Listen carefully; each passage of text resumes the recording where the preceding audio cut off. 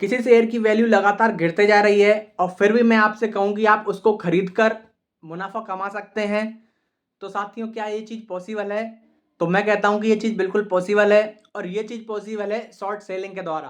तो साथियों क्या होती है शॉर्ट सेलिंग? इसके बारे में हम जानने वाले हैं। और दूसरा सवाल कि क्या शॉर्ट सेलिंग हमेशा प्रॉफिट कमा सकती है? इसके बारे में जानते हैं।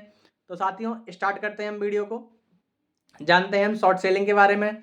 शॉर्ट सेलिंग को जानने से पहले नॉर्मल ट्रेडिंग की बात करते हैं। नॉर्मल ट्रेडिंग क्या होती है कि कोई भी शेयर चल रहा है किसी भी भाव पे, आपको लगता है कि उस शेयर का भाव बढ़ने वाला है, तो आपने उस शेयर को खरीदा। आपके हिसाब से वो शेयर की वैल्यू जितनी बढ़नी चाहिए उतनी बढ़ गई, तब आपने उसको सेल कर दिया। तो ये जितना भी अंतर आएगा वो आपका प्रॉफिट आप कमा लोगे। ये होती है नॉर्मल ट्रेडिंग। शॉर्ट सेलिंग में क्या अंतर होता है? शॉर्ट सेलिंग में साथियों क्या होता है कि आपको ज़्यादा पे जब भी जैसे शेयर का भाव वर्तमान में जो चल रहा है, जैसे एक एग्जांपल के रूप में मान लेते हैं कि आपको एक न्यूज़ मिली कि इन्फोसिस का शेयर आज गिरने वाला है। ये आपके पास पक्की खबर है और इसी खबर के आधार पे आपको ट्रेडिंग करनी है आज की शॉर्ट सेलिंग के अंदर। तो आपने क्या किया कि शॉर्ट सेलिंग में इन्फोसिस के 100 शेयर आपने फिलहाल जैसे मान लेते हैं कि 150 रुपए के हिसाब से एक शेयर उसका चल रहा है, तो 100 शेयर हो गए उसके 15,000 रुपए के। उसको 15,000 रुपए के हिसाब से बेच दिया।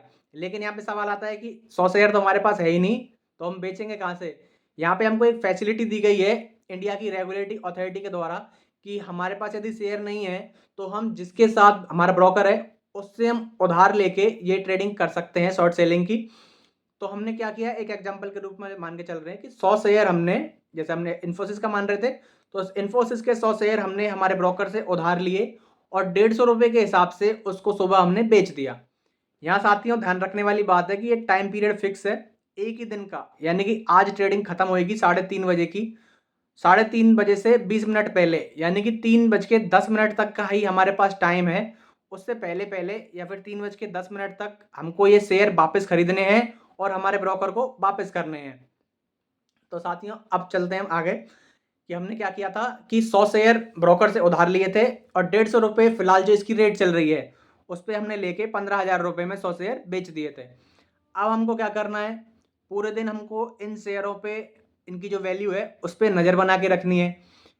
हमको ध्यान रखना है कि इसकी वैल्यू 150 रुपये रखी थी हमने, तो 150 से नीचे जानी चाहिए। जितनी वैल्यू नीचे जाएगी उतना हमारा प्रॉफिट होगा। तो हम मान के चलते हैं कि हमारा जो टाइम है 3:10 उससे पहले पहले इसकी वैल्यू गिरते गिरते 100 रुपये तक आ गई। अब 100 रुपये पे हमने वापस 100 शेयर खरीद लिए। तो 100 रुपये के हिसाब से 100 शेयर खरीदे हमने कितने के? 10,000 रुपये के। सुबह हमने बेचे थे 100 शेयर कितने के? 15,000 रुपये के। शाम को 100 शेयर खरीद लिए हमने 10,000 रुपये के। उसको खरीद के हमने वापस कर दिया जिससे हमने लिए थे ब्रोकर से, तो ब्रोकर को वापस कर दिया। तो 100 शेयर लिए थे उधार, 100 शेयर वापस कर दिए, तो ये शेयर वाला हिसाब तो हो गया खत्म। 15,000 में बेचे थे, 10,000 में खरीदे, 5,000 रुपये का अंतर आ गया, तो ये 5,000 रुपये हमारा प्रॉफिट हो गया। तो साथियों इस तरह से हम प्रॉफिट कमा सकते हैं। अब अगली बात कि क्या शॉर्ट सेलिंग से हमेशा प्रॉफिट होता है? तो बिल्कुल नहीं, इसका आंसर है। तो साथियों यदि हमारी जो न्यूज़ थी कि इसका शेयर पक्के रूप से आज गिरने वाला है, तब तो हमारी ये शॉर्ट सेलिंग में प्रॉफिट होगा। लेकिन मान के चलें कि हमारी न्यूज़ गलत हो गई कि शॉर्ट सेलिंग करने से पहले जो हमारे पास न्यूज़ थी कि इसकी भाव गिरने वाले हैं, वो गिरने के बजाय और बढ़ गए, तो हमको तो 3:10 से पहले पहले शेयर खरीदना है, चाहे कितनी वैल्यू हो। जैसे मानते हैं कि बढ़ते हुए इसकी वैल्यू होगी 250 रुपये तक, तो हम 100 शेयर खरीदेंगे 250 के हिसाब से 25,000 रुपये हो गए। तो जो 25,000 में से 15,000 उसको वापस करने हम, तो 10,000 रुपये का जो अंतर आया ये हमारा साथियों घाटा हो जाएगा। तो ये रिस्की काम है। यदि हमारे पास पक्की खबर है, यदि हमको पूरा पता है कि इसके भाव 100% गिरने ही वाले हैं, तो उस कंडीशन में शॉर्ट सेलिंग हमको एक अच्छा खासा मुनाफा कमा के दे सकती है। बाकी ये है ये रिस्की, तो इसका आपको ध्यान रखना है। एक एग्जांपल के रूप में बताऊं साथियों शॉर्ट सेलिंग का एक बेस्ट एग्जांपल हिंडनबर्ग की रिपोर्ट, जिसमें आपने देखा होगा कि अडानी शेयरों के भाव लगातार गिरे थे। तो साथियों हिंडनबर्ग वालों ने क्या किया था, पहले जो प्राइस चल रही थी अडानी के शेयरों की उसको शॉर्ट सेलिंग करते हुए ज़्यादा भाव पे बेच दिया।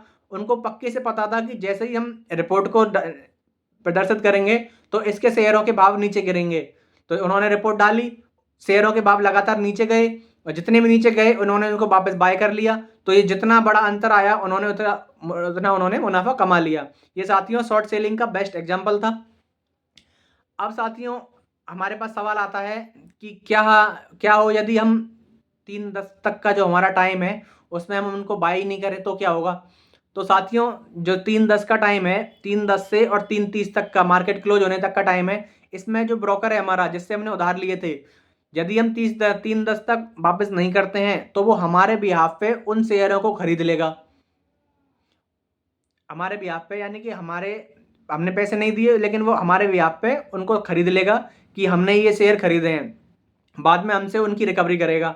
रिकवरी के लिए वो क्या कर सकता है कि जैसे हमारे और दूसरे शेयर उसके पास में रखे हुए हैं हमारे डीमेट अकाउंट में, तो वो उनको गिरवी रख के या फिर उनको नीलाम करके वो पैसे की रिकवरी कर सकता है।